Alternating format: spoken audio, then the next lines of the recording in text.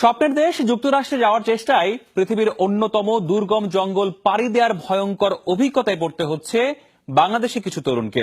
Panama Colombia সীমান্তে পৃথিবীর ভয়ঙ্করতম root ড্যারিয়েন gap পাড়ি দেওয়া অভিবাসন প্রত্যাশীদের মাঝে আছেন বাংলাদেশিরাও। তাদের দাবি, দালালদের প্রতারণার শিকার হওয়ায় ভুগতে হচ্ছে তাদের। অস্ট্রেলিয়ান সংবাদ মাধ্যম SBS এর অনুসন্ধানে উঠে এসেছে এমন চিত্র।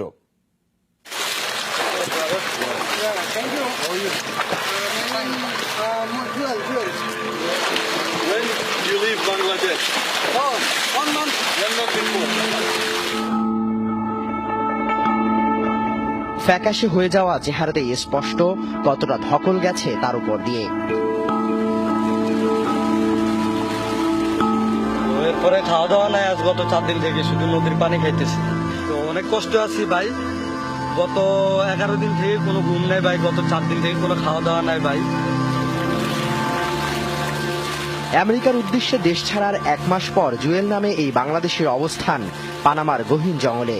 সঙ্গে আছে বাংলাদেশের আরো কয়েকজন।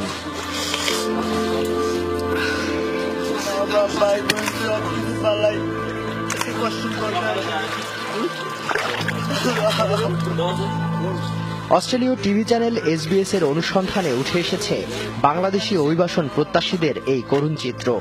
সড়ক পথে যুক্তরাষ্ট্রে ঢোকার লক্ষ্যে এসব তরুণ দক্ষিণ আমেরিকার দেশ ব্রাজিল, বলিভিয়া, ইকুয়েডর, কলম্বিয়া হয়ে পৌঁছেছে পানামায়। এখন পাড়ি দিতে হবে বিশ্বের সবচেয়ে ভয়ঙ্কর জঙ্গলের একটি ড্যারিয়েন গ্যাপ। দুর্গম পথে বিষাক্ত সাপ আর ভয়ঙ্কর প্রাণী তো আছেই, সেই সাথে মাদক ব্যবসায়ী আর গেরিলাদের অভয়ারণ্য পানামা কলম্বিয়া সীমান্তের এই বন। ভয়ঙ্কর পরিস্থিতিতে পড়া এসব বাংলাদেশের দাবি প্রতারিত হয়েছেন তারা। যে কোনো মূল্যে আমেরিকা যাওয়ার স্বপ্ন থাকলেও জানতেন না এতটা কঠিন পথ পাড়ি দিতে হবে। প্রলোভন দেখিয়ে ড্যারিয়েন গ্যাপে নিয়ে আসে দালালরা। বিপুল অঙ্কের টাকা না দিলে মারধর, এমনকি আটকে রাখার অভিযোগও আছে। কারণে এইভাবে বনবাসে চলে এসেছে। আল্লাহ আল্লাহ।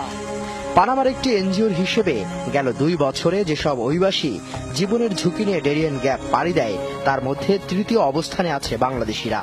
বিপদসংকুল রুটের নানা জায়গায় অস্থায়ী আবাসগুলোতে দেখা মেলে বাংলা শব্দের আঁকিবুকি। অনিশ্চিত পথে নামার আগে নাম পরিচয় লিখে যান বাংলাদেশিরা।